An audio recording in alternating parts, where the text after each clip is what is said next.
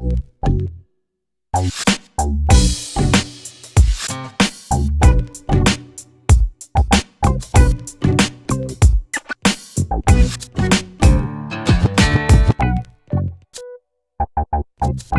guys, what's up? Ryan Knows Tech with TechCores.com, and the past few days have been really interesting for Apple, Gizmodos, and pretty much anybody who has internet access. If you haven't heard, you've been living under an old iPhone for the past few days, but about a month ago, a fourth generation iPhone prototype was lost by an Apple representative. His name was Gray Powell, I believe, in Northern California. So, a couple days ago, Gizmodo, a popular technology blog, got their hands on the device, and they've been doing non-stop content news updates with this device.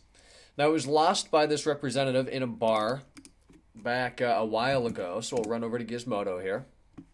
Link will be down in the bottom for these articles. It's really fantastic, as in not wonderful per se, but it's amazing to me that this has actually happened. Apple is very secure with the way their products are managed, the way beta products and anything, software, hardware, is maintained. I mean, everything is like bolted to a desk. We've seen the iPad, and we've really never had any device totally out like this. So we'll run through some of the pictures here. Again, off of Gizmodo, obviously. And it's really quite astounding. So it was disguised as a 3GS. This iPhone was actually in a different case to make it look like a 3GS. Well, this guy apparently had a little too much to drink, left it there, somebody else found it, and over a month's time, Gizmodo bought it for $5,000. So obviously Apple knows at this point. They've actually sent Gizmodo an email requesting their property back. A little harshly, I thought. And Gizmodo's going to give it back, and they just request that the guy, or suggest, rather, that the guy who lost it isn't punished too badly. And if I were Steve Jobs, I'd probably be pretty PO'd that my iPhone 4th generation just got lost. It's been out there for a month. I can't imagine the feeling of having a prototype device out. You have no idea where it is. So anyways, once Apple noticed this was missing, which didn't take long, they actually killed it remotely through MobileMe, and that took about 5 hours. So right now, the guys at Gizmodo, if they still have it as of today, the 20th of April 2010, if they push the power button, all they get is that infamous connect to iTunes sign. And they can tell from that it's a smaller screen at a higher resolution. And I'll take a smaller screen for higher resolution any day over a larger screen and a lower resolution. So we don't really know what this resolution is. I don't think they're going to count the pixels, but it looks really nice. You've got a front-facing camera. I'll let you guys come over to this awesome site and read more of the specifications. They're using micro SIM now, which is I guess what the iPad is using, so maybe there's some benefit aside from the size. It's smaller to that. The battery appears to be 16% larger, which is fantastic. And on the back, as this picture demonstrates, it says XX gigabytes. So we really don't know how big it is. Model number, those are all X's. There's no visible serial number on it. So once they found out this was a 4th generation iPhone, obviously people are skeptical. Is this fake? Was this planted by somebody just to get it all over the news, which has worked pretty well. But upon taking it apart, they actually ripped this thing totally apart. Let's see if I can find those pictures a little bit there. But inside, it really looks like something Apple has put together. And obviously now that Apple has emailed them and requested for the device back, this is the real thing. So it's really incredible to see this. Anyways, it's it's heavier by 3 grams, which is good. I think the current iPhone, that plastic, it really feels kind of cheap in your hands, honestly. So this, you've got a microphone up top now, which should help noise reduction.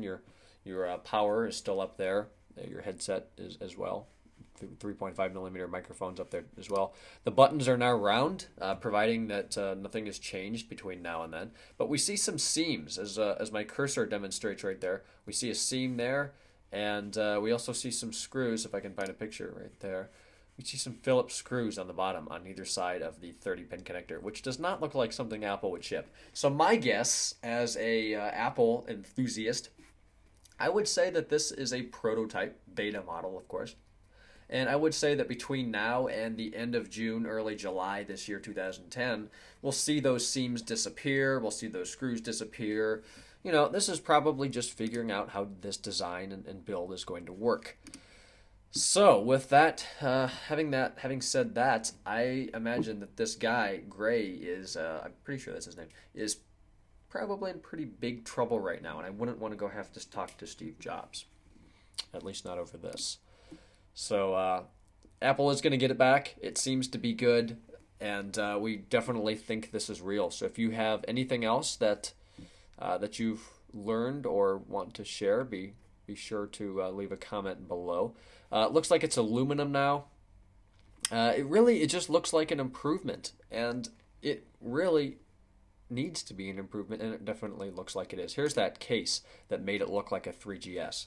That's pretty good. I mean, you can see the front-facing camera up there. That's something else I should have mentioned. You've got a front-facing camera, a camera in the back with flash now as well. So that could and will be very useful. As a little side note, I will be purchasing one of these. My guess, there's going to be a 32 gig and a 64 gig model available. I will be buying the 64 gig. However, if rumors prove true and there is a 80 gig model released, I'll be buying the 80 gig because I can. So be sure to stick around for the unboxings and reviews and comparisons with all that stuff. Definitely looks like a better device, better materials. It seems more solid. I obviously haven't seen it, but it just looks like a better device. So if anything new transpires of this, I'll make another video. Until next time, it's Ryan Knows Tech from techcores.com. It's our own blog. My Twitter is twitter.com/JamesRSchultz. And tonight, as every Tuesday night, I do my live web shows on stickem.com/techcores from 7 to 9 p.m. Eastern Time. So be sure to stick around for that. And if not, I'll see you guys in tomorrow's video. Bye-bye. Thanks for watching, and don't forget to subscribe.